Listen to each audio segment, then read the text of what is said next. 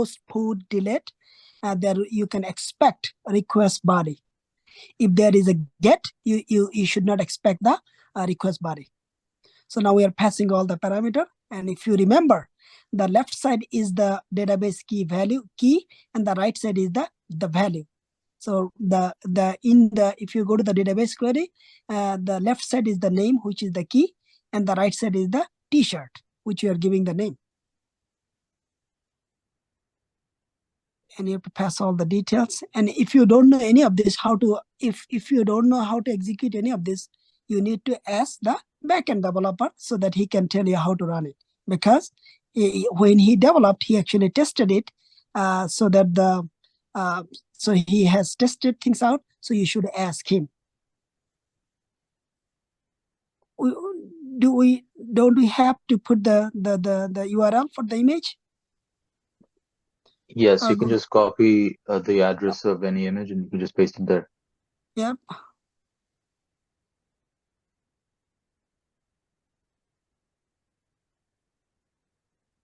Okay. So basically, for this storing the images, we are actually storing instead of the database, we are storing in the storage. Am I right? Or I forgot? Where are we storing the image directly in the database, or we are storing in this? No, we're storing it in the Cloudinary. Okay, so that's the storage. So that is similar to the S3 simple storage service. In the modern application development, we do not store anything heavy. Heavy means images, documents, right? And we do not store in the database directly. We just store in the separate storage, and then in the database we just give the reference, so that once you make a call, it is your heavy data, heavy files coming from the storage, and the reference is on the database. Okay, so now we got everything we need. I think you're expecting did it pass? Yeah. Yes. So you're expecting the 200, and if you see how the 200 came, the Swagger is guiding you how the 200 came. So if you understand the API specification on the Swagger, you should be able to explain very easily. 200, 400, they're the HTTP general series, the HTTP method series numbering. Based on the user story, their description will be meaningful, so that as a developer, or the outcome should be meaningful, basically. Okay, so the positive testing is done. If you try to run it again, let's run it again. I think duplicate it and run it again. Okay, that's fine. It created again. So it means there is no validation on the database, right? Did it? No, like the same product we can create. It's like you can create multiple product with the same information. So that's the real bug, and that is never acceptable. So it means that in your logic, you build a logic that is like allowing you to log into the system or create the same product over and over. So it's a bug. So we can let's create a bug. Actually, did you find this bug in the beginning, or this is the first time? No, this is just execute. Okay, this we just execute. So go ahead, please go create a bug on the Agile LM. So now let's go.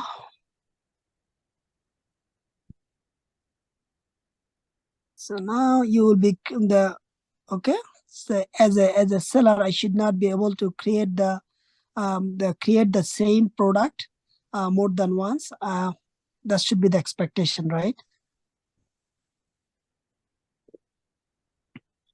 Seller should not be able to create the same product with the same information. Yep. So it should go to the IMAN because okay. And now we can type the objective, and that means the details.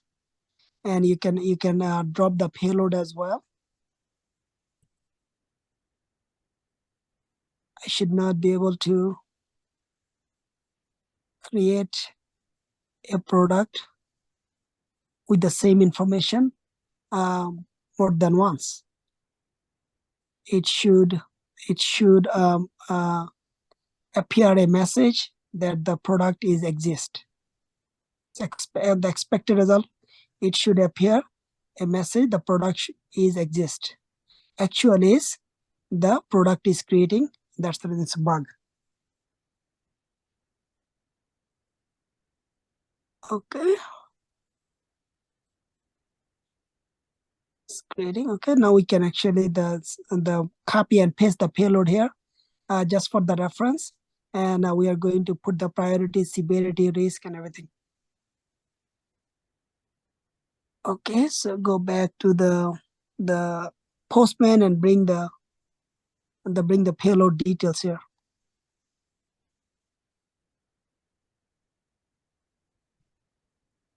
The response body, yeah. So yeah, fine, you're good. Request body, response body, yeah. So you give the details. I include if it is possible, you give the screenshot. If the some cases you have to literally actually do the video recording. Can be from your phone. Can be the specific the browser, the plugin. You just have to do everything possible way, so that the other people, when the developer looks at it, when the product owner or the someone you are assigning to, when they look at it, they should be able to read your description. They should be able to recreate their own on their machine.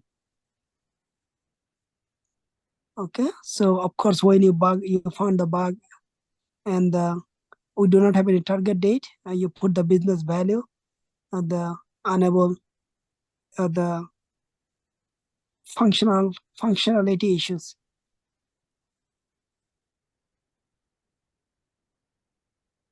Product creation. Okay, so this priority, the bug is high. Well, I will say the risk is high. If the priority is high, the risk will be high, because it's a problem if you are able to create the same bug or same product over and over. Okay, so in this case, you can mention here the developer directly. You can mention in the discussion board as well, or you can actually chat with the developer. What about the preference based on the team? If the team wants in the group chat, you can do the group chat. But basically, through the notification, developer will receive a notification. Okay, there is a bug has been created. So developer will be looking into this. If this bug is found in the same sprint, means while you are testing user story and you found the bug, the expectation is the bug has to be fixed at the same time.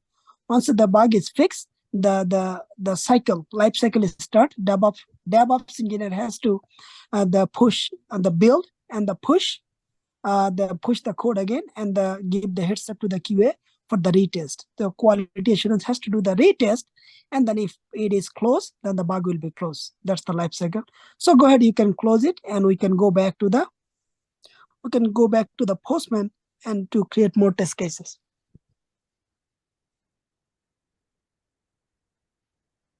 Okay, sure, Hanzala. So at least you saw that. So that's exactly that you will be doing. You can create so we couldn't do the negative testing here. Let's go see here. So you can bring other users, other what is called the okay. So we are implementing the environment variables. If you do not implement the environment variables, then there is a two server, right? There is a two server has been created, and you have to type everything.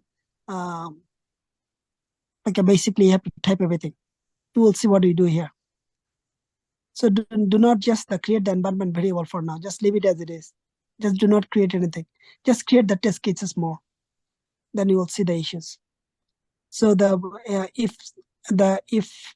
if the one team is responsible for the testing in test, and the business sometimes they do the test in beta or the staging, or the integration team are responsible for the staging. It all based on how a team decide their way of working and execution. So we should be able to bring other user story and then create some negative test cases. Yep. So let's create some negative test case. Yep. So just give the user should not be able to create a product without the name, without giving the name. So you see this. So if you understand the requirements, user story, you should be able to, the fairly, you should be able to create a lot of test cases. Unless you understand the user story, the creating the test case can be very time consuming and can be nightmare. And one of the core responsibility for the validation engineer or the SQA analyst, you have to create the test cases. So basically, for this, we can create the variation. If you ask me, I can create for this user story a couple hundred test cases, couple hundred, if not more than that. I can create the test case all day, basically, to do all the variation. So instead of creating many, I will just create at least 10 or 15. So basically, if any of the required field is not, data is empty, you should not be able to create the product. Simple.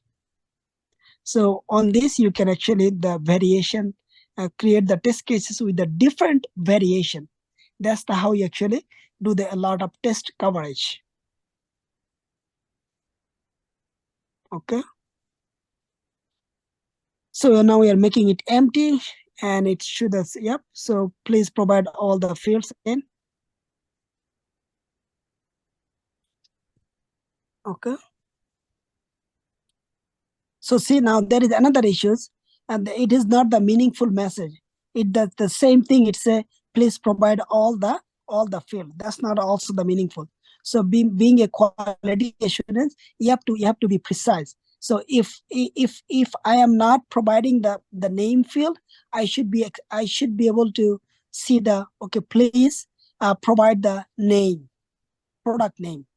If I am missing the brand, it should give the message, please provide the brand name. But currently what is happening, it's like a very not a standard development. Look at this, please provide all the fields. Make sense? So it is okay, but it is not helping me because it is telling me the same thing.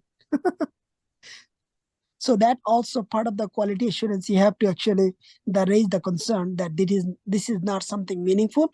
Think about it. If the payload is very large, right, then you have to actually you see the same message. It's kind of the annoying. It is not user friendly, and then the front end, it is not user friendly. In the back end, it is not user friendly. So what has to be done?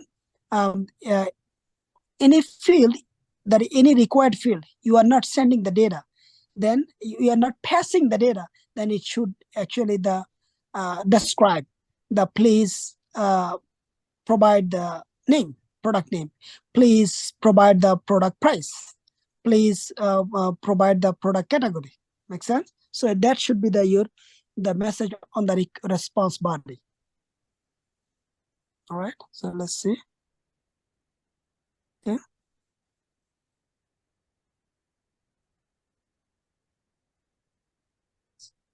So basically like this, you can create many test cases.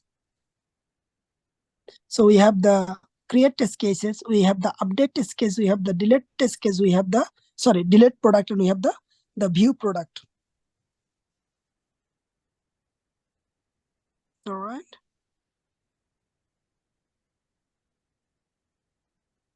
So test case is something you have to build manually. The sit down and step by step you have to build the manually. So now it came the bad request finally. So on this, you have to actually add the assertion, means the test validation. Otherwise, you have to look manually. What we are doing now, it is all manual. But being the test analyst, test automation engineer, based on the user story and the requirements, you have to add the assertion. Assertion is nothing but called the validation. We have to add the validation, and this validation will ensure you anytime test fail, it will actually throw that the assertion, and then you instead of you are the validating manually, and your automation in place, and it will be helpful for you, and you can actually create a lot of automation to follow your user story and add all the validation. Okay, so now we're adding actually the meaningful test validation.